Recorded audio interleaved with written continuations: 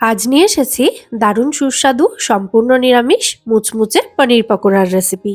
নিরামিষ দিনে বাড়িতে হঠাৎ করে গেস্ট চলে আসলে তাদেরকে চায়ের সাথে টা হিসেবেও সার্ভ করতে পারেন, অথবা নিরামিষ দিনে যে কোনো অনুষ্ঠানে স্টার্টার হিসেবেও এই পনির পকোড়া রাখতে পারেন।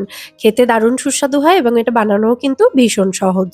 প্রথমেই একটা বড় বাটির মধ্যে নিয়েছি আমি 3 টেবিল চামচ পরিমাণে টক দই, তার সাথে স্বাদ অনুযায়ী নুন এবং লঙ্কার গুঁড়ো নিয়ে নিচ্ছি। ভাজা জিরে শুকনো লঙ্কার গুঁড়ো 1/2 টিস্পুন নিয়েছি, 1/4 টিস্পুন গরম মশলা গুঁড়ো, 1/4 টিস্পুন আমচুর পাউডার, আর তার সাথেই 1 টিস্পুন মতো নিয়ে নিচ্ছি আদার রস।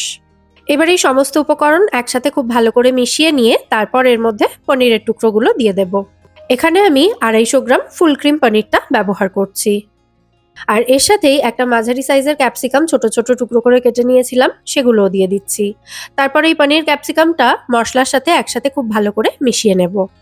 আরও দুটো উপকরণ মেশাতে আমি মিক্স করে গিয়েছিলাম। এখানে দিয়ে দিচ্ছি এখানে 1 টিস্পুন সাদা তেল আর 1/2 টিস্পুন মতো গুঁড়ো মিছরি দিচ্ছি। তারপর আবারও সমস্ত উপকরণ ভালো করে মিশিয়ে নিচ্ছি।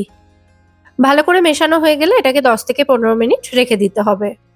এদিকে একটা অন্য বাটির মধ্যে নিয়েছি আমি 1/2 কাপ পরিমাণে বেসন, আর ঠিক তার অর্ধেক পরিমাণে নিয়েছি চালের গুঁড়ো, আর দিয়ে দিচ্ছি 2 টেবিল চামচ পরিমাণে কর্নফ্লোর, আর দিচ্ছি এর মধ্যে 1/2 টিস্পুন মতো নুন, 1/4 টিস্পুন মতো হলুদ গুঁড়ো, 1/2 টিস্পুন মতো লঙ্কার গুঁড়ো, 1/2 টিস্পুন ভাজা জিরে শুকনো লঙ্কার গুঁড়ো, আর 1/2 টিস্পুন মতোই দিলাম এখানে গরম মশলা গুঁড়ো। তারপর শুকনো অবস্থায় সমস্ত উপকরণ ভালো করে মিশিয়ে নিয়ে এর মধ্যে অল্প অল্প করে জল দিয়ে একটা ঘন ব্যাটার আমাদের তৈরি করে নিতে হবে। একটা তারের হুইস্কার নিয়েছি মেশানোর জন্য, যাতে এর মধ্যে কোনো লাম্পস না থাকে। আর অল্প অল্প করে জল দিতে থাকতে হবে এবং এটা মেশাতে থাকতে হবে, তাহলে ব্যাটারটা কিন্তু পারফেক্ট হবে, পাতলা হয়ে যাবে না। ব্যাটারের কনসিস্টেন্সিটা কিন্তু খুব বেশি ঘন বা খুব বেশি পাতলা হবে না, মাঝামাঝি কনসিস্টেন্সির একটা ব্যাটার আমাদের তৈরি করতে হবে। দেখুন ঠিক এরকম কনসিস্টেন্সির একটা ব্যাটার তৈরি করেছি আমি। তো এটাকেও 10 মিনিট মতো রেখে দেব। আর এদিকে পনিরটা 10 মিনিট মতো রাখা ছিল, মানে পনির এবং ক্যাপসিকামটা মশলা মাখিয়ে 10 মিনিট রাখা ছিল। তো এবার একটা করে টুথপিক নিয়ে তাতে একটা করে পনিরের টুকরো এবং একটা করে ক্যাপসিকামের টুকরো এভাবে গেঁথে নিতে হবে। পনিরটাকে লম্বালম্বি গাঁথবেন। এইভাবে সমস্ত পনির এবং ক্যাপসিকামের টুকরোগুলো টুথপিকে গেঁথে নিতে হবে। টুথপিক না থাকলেও কোনো অসুবিধা নেই, একটা করে পনির এবং একটা করে ক্যাপসিকামের টুকরো একসাথে নিয়ে সেটাকে ব্যাটারে ডুবিয়ে ভেজে নিলেও হবে। তো দুটো আমি বানিয়ে দেখিয়ে দিলাম, বাকিগুলো মেয়েই করে দিয়েছিল, কারণ সেদিন বাড়িতে গেস্ট এসেছিল, গেস্টদের জন্যই এটা বানিয়েছিলাম আমি স্টার্টার হিসেবে। তো আরো অনেক রান্না বান্না ছিল, তো মেয়েকে আমি ডেকেছিলাম একটু হেল্প করে দেওয়ার জন্য, ও করে দিয়েছিল সবটাই। দেখুন এই যে এতগুলো তৈরি হয়েছে, এবং এটা কিন্তু মোটামুটি 4-5 জনের জন্য যথেষ্ট। তো আমাদের পনির পকোড়া বানানোর জন্য সমস্ত প্রিপারেশন রেডি।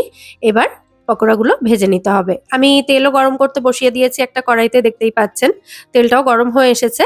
তো এবার এর মধ্যে একটা পনিরের স্টিক প্রথমে ব্যাটারে ডুবিয়ে ভাজতে দিয়ে দেখবো যে ব্যাটারের কনসিস্টেন্সি ঠিক আছে কিনা। মানে পকোড়ার উপরে কোটিংটা যদি খুব বেশি মোটা হয় তাহলে কিন্তু খেতে ভালো লাগবে না এবং এটা খুব বেশি মুচমুচেও হবে না। তাই একটা প্রথমে ভাজতে দিয়ে দেখছি কনসিস্টেন্সি ঠিক আছে কিনা। যদি দেখি কোটিংটা একটু মোটা রয়েছে তাহলে ব্যাটারটা আরেকটু পাতলা করে নিতে হবে। তো প্রথম পকোড়াটা ভাজার পর আমার মনে হলো ব্যাটারটা আরেকটু পাতলা করতে হবে।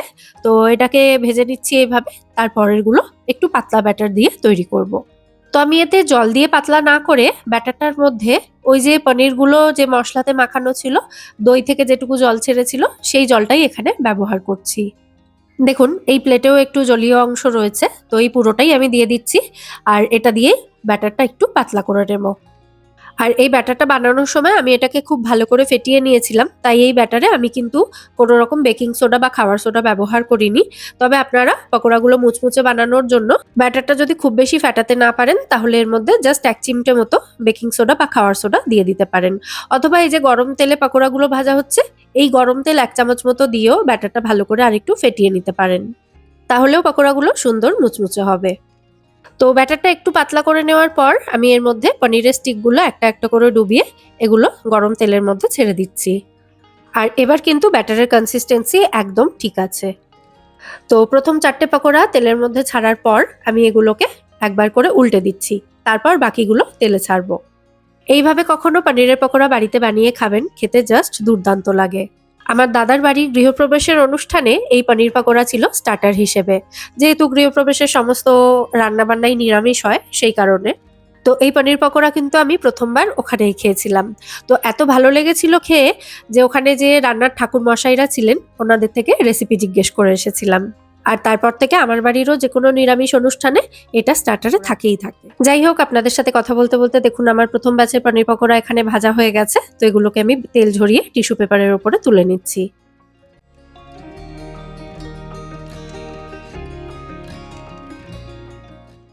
এবার একই রকম ভাবে বাকি সমস্ত পনিরের স্টিকগুলো ব্যাটারে ডুবিয়ে আমাদের গরম তেলের মধ্যে দিয়ে ভেজে নিতে হবে। তাহলেই রেডি হয়ে যাবে আমাদের দারুণ সুস্বাদু এবং মুচমুচে পনির পকোড়া।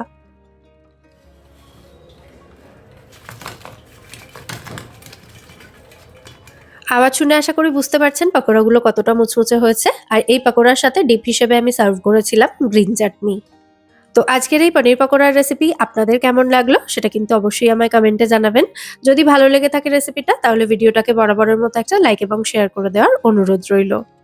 আজ তাহলে এ পর্যন্তই। আবার দেখা হবে আপনাদের সঙ্গে পরের পর্বে নতুন কোনো রেসিপির সাথে। সবাই সুস্থ থাকবেন, ভালো থাকবেন এবং সবাইকে খুব ভালো রাখবেন। নমস্কার।